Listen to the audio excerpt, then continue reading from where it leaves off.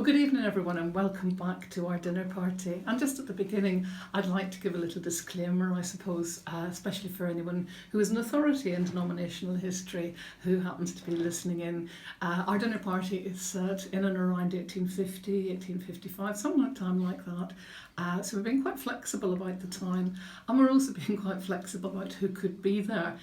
Because there would have been a strong generational difference between the people that we're inviting. So they would never have met, really, not all of them have actually met at a dinner party. So we are imagining this, we're using this device so that we can bring together and look at some interesting and important characters from our 19th century history and use this device. They would have enjoyed each other's company, I think, if they had got together, and use this device just to explore some of the ideas that would have been going around at that time and in the 19th century.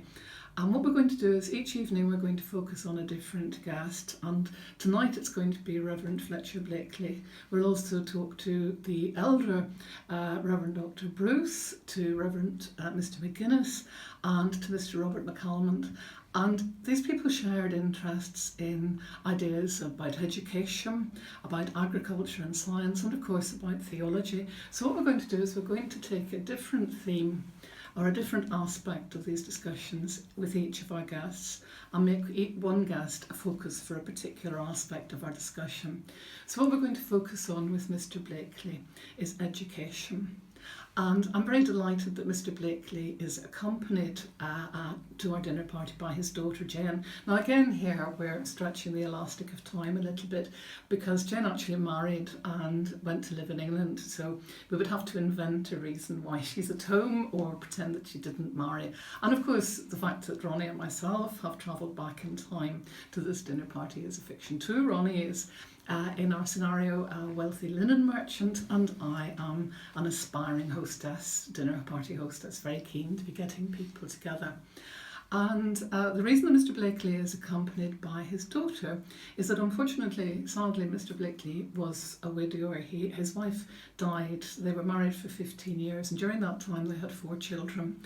And 3 of the 4 children died within Mr. Blakely's own lifetime. So he was no stranger to personal tragedy. But his oldest daughter lived on, went to live in England, and toward the end of his life, he went to live there with her. So for some reason or other, she's back at home with Mr. Blakely and very au fait with everything that's going on in Monterey. Now, Mr. Blakely, before he was called to Monterey, was occupied as a school teacher. He was well educated himself, and he was passionately interested in education. So when he was ordained minister in Monterey, quite early on in his ministry, he established a Sunday school. And this is something I'm really keen to talk to him about because this was really a very novel idea at the time. And he was a great pioneer in establishing this Sunday school. And there are others at the dinner party who'll be interested in this and in other aspects of education too. So we want to talk to him about his Sunday school.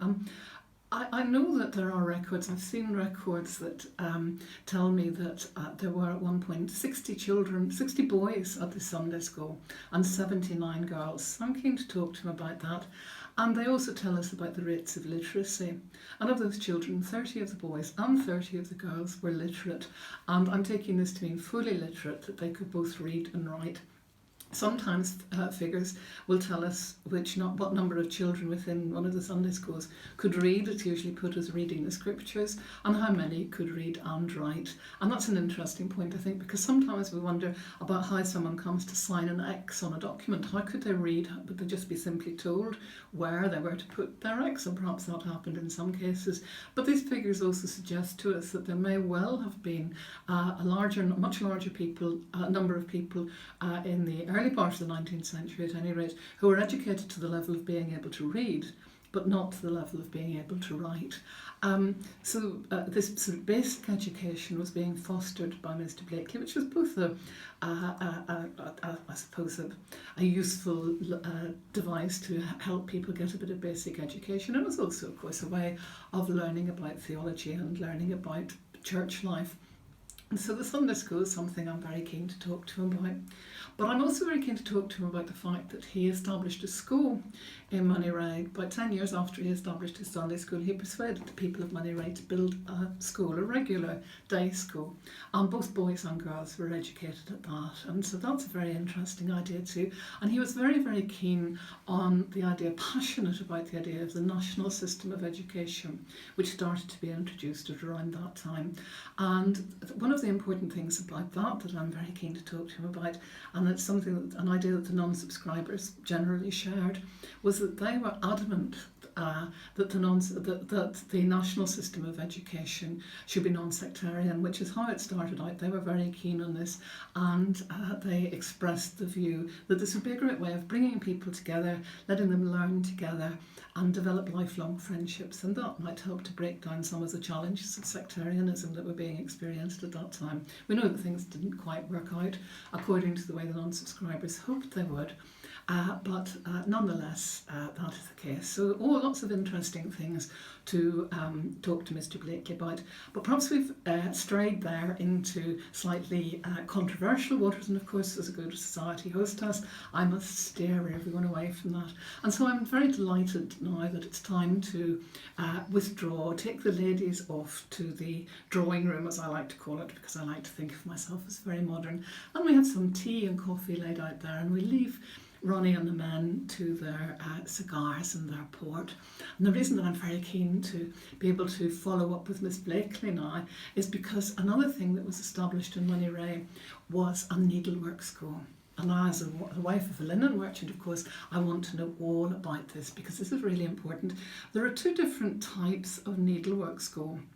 And I want to know what's actually happening in Monterey, because a lot of our churches have Dorcas societies, Dorcas the seamstress, of course, and the idea of those is to enable women to make clothes for their families. And you know that moving into Belfast at this time in the 19th century, Belfast is a magnet for people. It's growing all the time, huge numbers pouring in looking for work.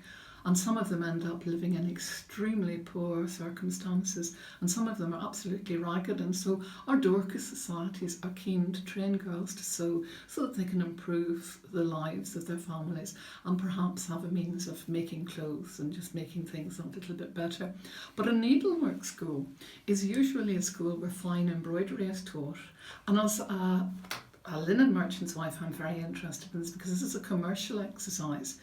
This is something where people are contributing to the fashion industry, and they're not making things that they would wear or use themselves. They're making them for sale, they're making them for commercial reasons, and so it's a different type of needlework. So I'm really intrigued to find out from Miss Blakely how this needlework school operates in Monterey, because County Down, of course, is a great place for beautiful decorative embroidery. There's a lot of it produced there. And so I want to know if that's the kind of work they do and how they get the work, how they market it, who runs the business end of things, who does the designs, all kinds of fascinating things to follow up with Miss Blakely. And we've been talking for so long that the carriages have arrived and it's time for everyone to go. Until next week, when we'll introduce another guest.